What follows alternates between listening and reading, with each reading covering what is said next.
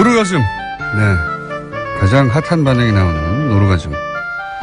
정의당 노회찬 원내대표 나오셨습니다. 안녕하십니까. 네, 안녕하십니까. 네. 요 3부 시작하기 전에 이제 하와이 보내달라는 저희 시그널. 의미는 아시죠? 예. 코너 끝나고 가시는 길에, 예, 사장님 좀 면담 좀 가주세요. 예. 같이 가자, 하와이. 같이 가자. 예. 시사방송 지수로 2자리 청취율, 달성했는데, 말씀이 없으세요, 말씀이, 도대체. 사실 구약을 한번 보셔야 될 것 같아요. 첫 문장이 태초에 말씀이 있었다, 이렇게 나오는데. 자, 이번 주도 사건, 사고가 없는, 날이 없는 정치판인데, 또 큰 사건들이 몇 개 있었습니다. 우선, 지난주, 김관진, 임관빈 두 국방부의, 전 실세, 핵심 책임자들 댓글 공작 관련해서 구속이 됐다가 신광열 수석 형사부장 판사에 의해서 구속적부심 통해 석방됐습니다. 크게 논란이 됐는데 어떻게 보십니까? 네, 저는 이게 상당히 어떤 빙산의 일각처럼 보이지만은 네. 그 밑에는 더 큰 이제 이 빙하가 있는 네. 좀 위험한 어떤 상황이라고 보여집니다. 왜냐면은 지금 영장 전담판사는 중견 판사들이거든요. 예. 부장승진을 앞둔 사람들인데 이 사람들이 내린 이 판결을 갖다가 다른 판사가 법원의 다른 어떤 고참 판사가 엎은 거예요. 그렇죠. 이게 근데 개인과 개인의 문제는 아니라 흐름과 흐름의 문제다라고 보여지는 네. 겁니다.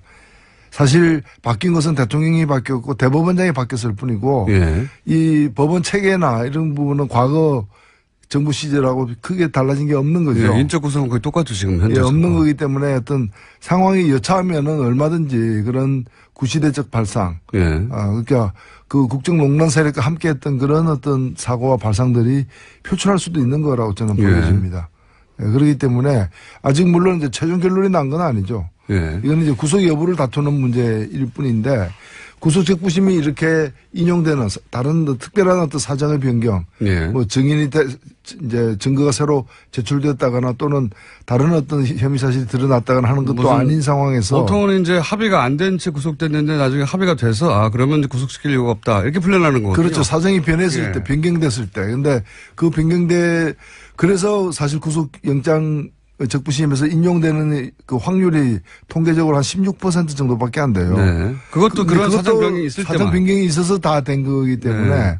근데 이번 경우 그래서 대개 보면 신청도 안 하거든요. 요즘에. 안 되니까요. 안 되니까. 근데 이제 이번 같은 경우에는 그게 받아들였다는 거는 상당한 이제 좀 유의해서 봐야 될 대목이다 이렇게 보여요.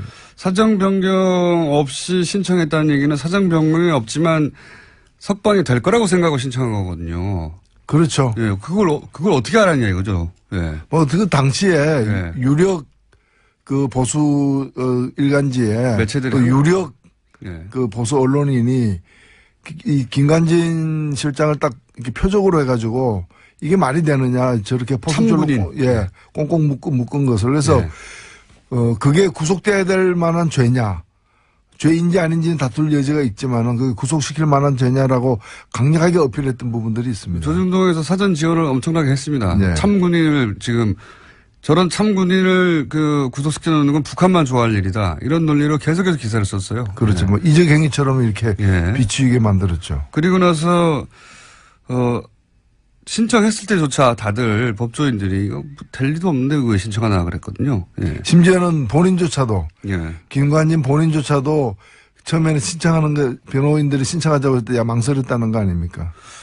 그런데 설마 한 게 실제 이루어졌는데 이게 이제 단순히 법리를 다퉈서 법리상 영장실질심사를 한 그 판사들이 잘못 법리를 적용했기 때문에 뒤집었다라고 해석하는 것 이상의 이제 그 흐름이 그 뒤에 있다 이렇게 보시는 거죠. 네. 예.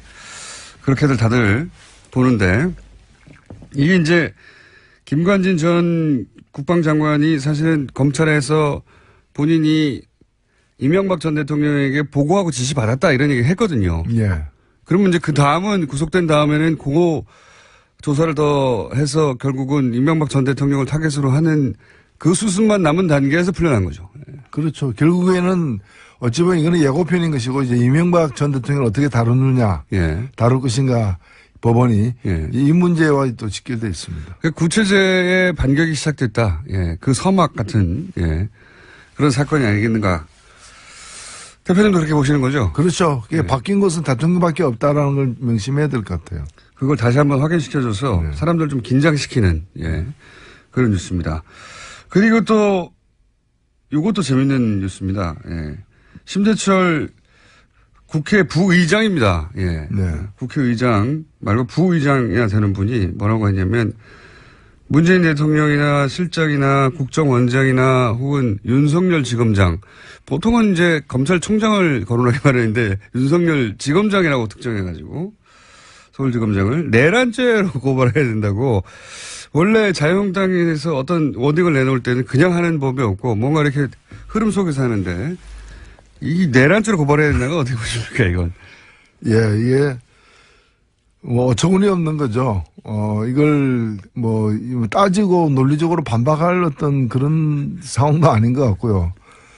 이게 참 이게 그 좀 건강이 이제 걱정이 되는 거죠. 예, 특히 이제 정신과 쪽에 뭐 질환이 있는 게 아니라면은 이런 발상이 왜 나오는지 의심스럽고 오히려 저는 그렇게 해서 보여집니다.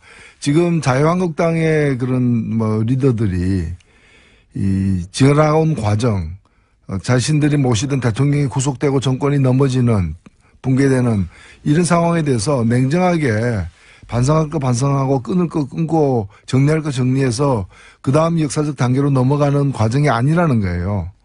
오히려 그 트라우마에서 지금 못 벗어나고 있는 것 같습니다.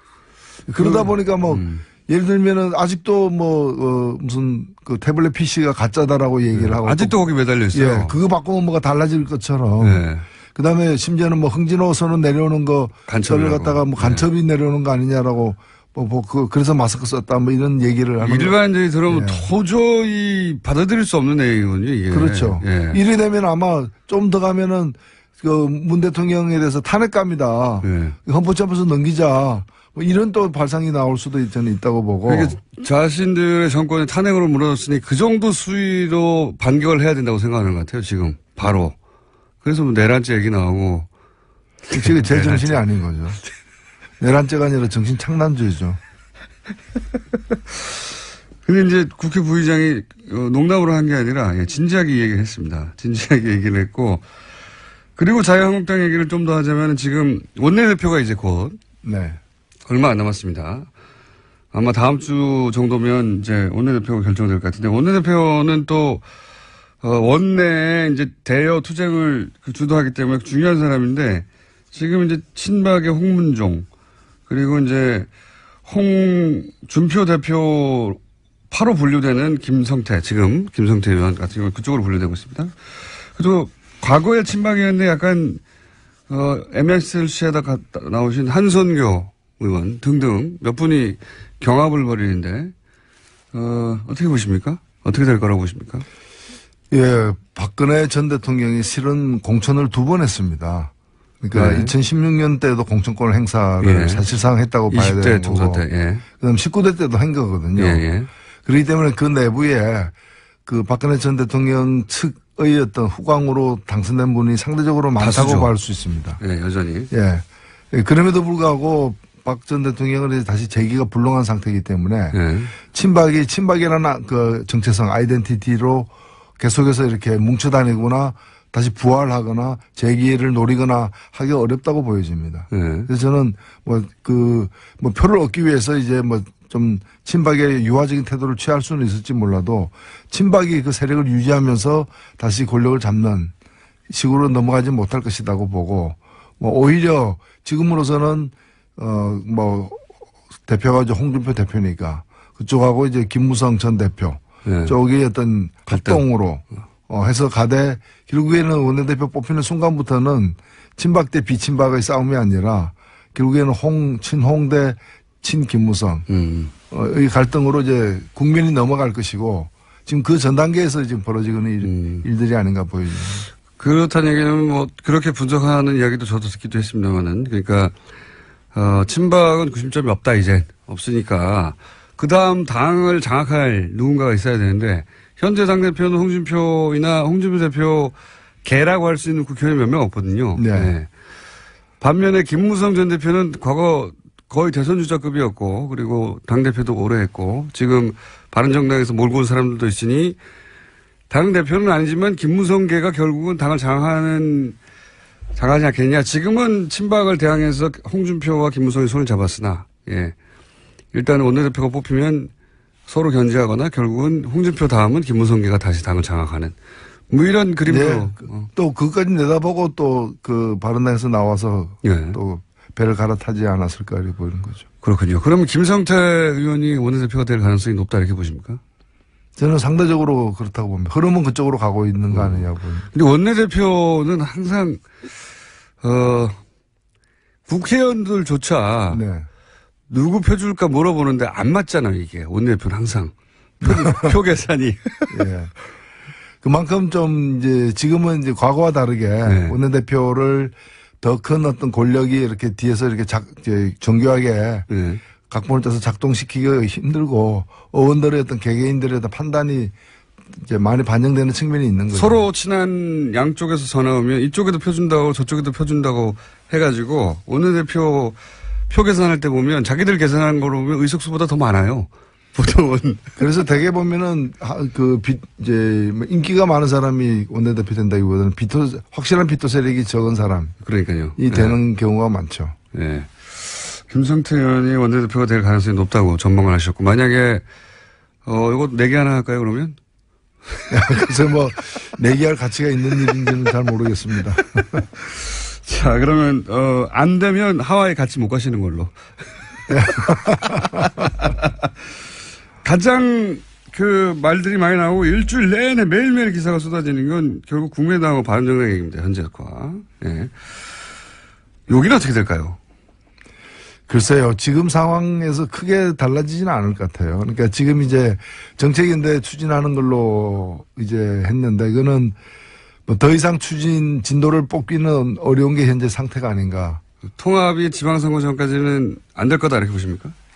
그렇죠. 통합하게 되면은 더 얻는 것도 있겠지만은 당장에 선거에서 잃는 게 있기 때문에 그렇게 되기는 좀 힘들 거고요. 그러니까 통합이 이루어지려면은 바른당의 일부와 국민의당 일부가 통합하는 것만이 이 통합 가능성이 있는 것이고 어느 한쪽이 통으로 통합에 참여하거나 양쪽 다 참여하는 일은 현재로서는 상당히 힘든 거죠. 국민의당 내부를 이제 놓고 얘기하자면 이제 국민의당에서 안철수 대표계와 그리고 흔히 이제 호남계라고 불리는 다선 의원 중심의 그 박지원, 천정배 그리고 정동영 이분들을 중심으로 한 그렇게 통합은 안 된다. 이렇게 크게 갈리지 않습니까? 우선 안철수 대표 쪽에서 통합을 주장하는 이유는 뭘까요? 그림이 뭐라고 보십니까? 앞으로 어떻게 이어 가려고 지금. 아무래도 다음 대권용이죠. 다음 대권. 예, 국민의당이 만들어진 것이 지난번 대권 예. 용이었다면은 2017년 대선을 위한 예. 용도로다가 이제 그 국민의당이 만들어졌다면은 지금 이제 뭔가 통합정당을 만들려고 하다거나 이제 당 체제를 변경시키려고 하는 것은 다음 대선을 겨냥한 것이 이제 분명한 것이고 그 점과 관련해서 사실은 이해관계가 다른 거죠. 안철수 대표는 중도 보수라고 얘기하지만은 사실은 그 지금 자유한국당에 제대로 된 후보가 없다고 보여지는 것이고 그래서 자유한국당 바깥에서 최대한 그 보수 세력들을 결집시킨다면은 결과적으로는 자유한국당까지도 견인해낼 수 있는. 자유한국당이 지방선거에서 큰 성적을 못 낼 경우에 원심력에 의해서 떨어져 나가는 사람들을 이제 흡수해서 몸집을. 그래서 자유한국당이 그때까지 온전하게 지금 형태로 존재할지는 그 가봐야 알겠지만 하여튼 그 세력들과 연합해서 정권을 창출하겠다라는 그런 이제 발상이고 그런 점에서 국민의당 내에 뭐 예를 들면 호남이라거나 호남 세력이라거나 이런 부분들하고는 이해관계가 일치하지 않을 수 있는 것이죠. 그러니까 이런 거죠. 뭐 재개발해가지고 뉴타운 짓겠다. 라고 하는데 개발업자와 원 거주민들의 이해관계가 일치하지 않는 거죠. 원 거주민 입장에서는 좀 나아질지 몰라도 사실은 그렇게 되면은 뭐 용적률 제한이라거나 여러 가지 때문에 큰 평수 나오지도 않고 또 자기 부담금은 더 커지는 네. 자기가 부담할 건 많아지는 네. 그래서 선뜻 꼭 뉴타운 지어야 되느냐 이대로 있는 게 더 낫지 않느냐 다른 개발 방법은 없느냐 이제 그런 걸 갖다가 이제 좀 노리는 거죠. 그 개발업체 쪽에서는 이렇게 하면 우리가 더 많이 번다. 예. 그렇죠. 예. 사실 서울에도 보면은 이런 식으로 추진되다가 결국에는 이해관계가 조율이 안 돼가지고 뉴타운 계획이 이렇게 폐기된 지역들이 많거든요. 맞습니다. 네. 예, 실제로. 그러니까 안철수 대표는 확실하게 우클릭, 그러니까 초반 등장했을 때만 하더라도, 상대적으로 진보적인 후보로 평가받고 본인도 그렇게 포지셔닝을 했는데 대선 이후의 포지션은 점점 오른쪽으로 가서 이제는 바른정당 그리고 자유한국당에서 일부 세력을 제외한 보수.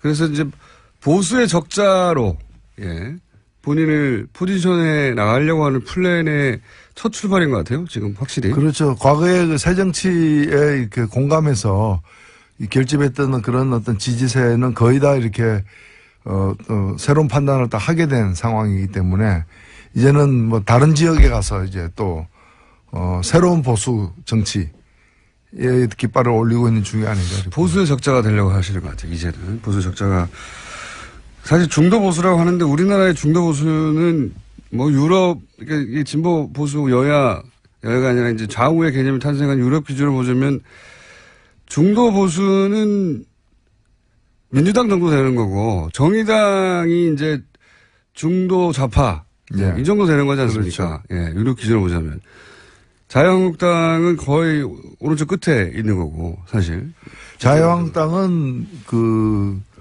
우파라고 보기도 힘들죠. 사실 유럽 기준으로 극우죠. 보자면. 예. 극우 세력이라고 봐야죠. 유럽 기준으로 보자면 그렇고 그래서 그렇게 이제 좌우의 개념이 탄생한 유럽 기준으로 보자면 맨 오른쪽 끝에 자유한국당이 있고 그다음에 중간에서 오른쪽으로 약간 간 게 민주당이고 그리고 중간에서 약간 왼쪽으로 간 게 정의당 뭐 이 정도 아닙니까? 그러니까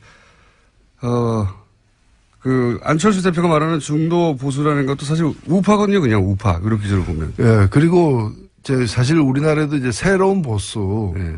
어떤 세력들 그런 노선이 필요한 거죠. 뭐 그 국정농단 세력과 같은 부분을 갖다가 보수라고 보기도 힘든 것이고요.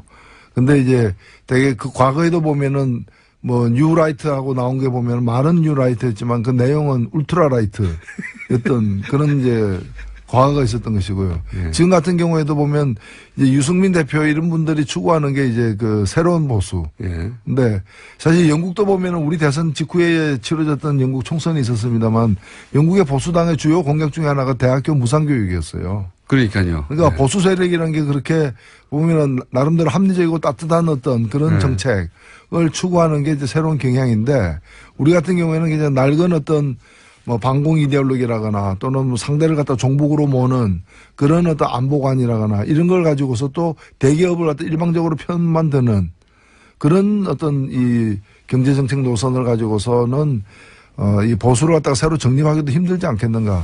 이렇게 보입니다. 독일의 메르켈도 보수 정당인데 사실은 여기 난민 수용하거든요. 예. 아, 그렇죠. 예. 그러니까 우리나라에서는 정의당이 이제 빨갱이라고 맨날 공격당하는데 정의당 정도의 주장을 유럽의 보수 정당이 합니다. 예. 정의당도 유럽 가면 저 좌파 맞나? 이런 예, 문책을 당할 수 있는. 맞습니다. 예. 너무 물렁물렁한 거 아니야? 보수적인 거 아니야? 이럴 정도의 정책 정도를 주장하는데 불구하고 여기서는 빨갱이 소리를 들은 만큼 오른쪽 확 가했어요, 우리가. 예. 여기서 또 보수가 왜 필요하냐. 이런 비판을 받을 수가 있고요. 유승민 대표의 그림도 비슷한 거 아닐까요? 유승민 대표도 유승민 대표 입장에서 보자면 안철수 대표 쪽을 끌어들여가지고 몸집을 키운 다음에 본인이 원래 보수에서 적자니까, 정통이니까. 결국은 안철수 대표를 끌어들여도 본인이 적자가 될 수 있다 이런 생각을 한 거 아닙니까? 이제 결과적으로는 비슷한데 예. 안철수 대표의 스탠스가 비슷한데 사실은 두 사람의 출발이 달랐기 때문에 예. 민주당 쪽에서 출발해가지고 그까지 간 사람하고 예. 그다음에 자유한국당에 있었지만은 자유한국당으로서는 자유한국당은 더 이상 이제 그 유효기간이 끝난 상품이다. 예. 이제 그래서 자유한국당으로 다시 들어가지 않고 바깥에서 이제 제대로 된 보수를 갖다가 규합해서 세워나가겠다는 예. 그런 사람하고는 같지가 않은 거죠. 출발이 예. 다른 분인데. 그래서 어찌 보면 유승민 대표는 좀 험한 길을 갖다가 가겠다. 이제 그런 걸 이제 고난의 길을 갖다가 이제 네. 감수하겠다라는 것이고 그렇게 해서 보수를 세우겠다는 것이고 지금 안철수 대표 같은 경우에는 원래 하던 데서 이제 더 이상 농사가 안 되니까 이제 새로운 어떤 이제 그 땅을 찾아다니는 이제 그런 상황이기 때문에 같지가 않다고 저는 봅니다. 농사가 안 되니까. 네. 자, 벌써 시간이 다 됐네요. 이 노루가 지금 몇 마디 안 했는데 빨리 끝나버려요. 이렇게 20분이 빨리 가는지. 지난 시간에 이런 얘기 하다가 끝났지 않습니까? 정의당의 지지율을 끌어올릴 방법을 이제 이야기하겠다. 예. 정의당의 지지율을 어떻게 끌어올릴 생각이십니까? 네. 예, 정의당이 사실 요즘에 보면은 수도권 같은 데서도 그렇고 많은 여론조사에서도 국민의당이나 바른정당을 앞서는 네. 그래서 민주당, 자유한국당 다음에 제3당으로 기록되는 일들이 많은데 저는 여기에 그냥 좀 빠져서는 안 된다고 봅니다. 왜냐하면 이런 현상은 정의당이 뭘 잘해서 만들어진 현상이라기보다는 워낙에 바른당이나 국민의당 등이 이렇게 헤매다 보니까 생긴 반사이익 같은 거라고 보여지거든요. 그럼에도 불구하고 정의당으로서는 하나의 기회인 것은 분명하다고 저는 봅니다. 이 타이밍 어떻게 치고 나가야 됩니까? 그래서 저는 오히려 이 자기 색깔을 제대로 드러내는 것이 중요하다.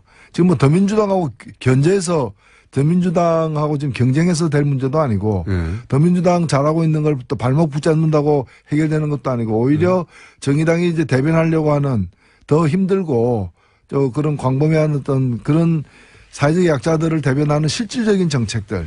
그러니까 다른 데서 이전 투구를 하고 있을 때 오히려 정의당은 차분하게 당장에 이게 돈이 될 것 같지 않다 하더라도 우리 국민들에게 진심에 이제 호소할 수 있는 그런 어떤 실질적인 어떤 민생정책.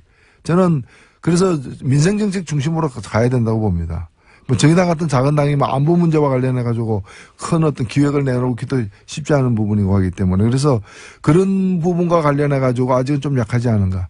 청년, 여성, 그리고 우리 어떤 직장인들 이런 분들을 더 좀 대변할 수 있는 실질적인 정책들을 갖다가 내므로서 그것이 집행력을 갖고 있는 어떤 정부 여당의 정책과 좀 차이가 나더라도 서로 보완할 수 있는 그런 방향으로 갈 필요가 있다고 봅니다. 다 옳으신 말씀인데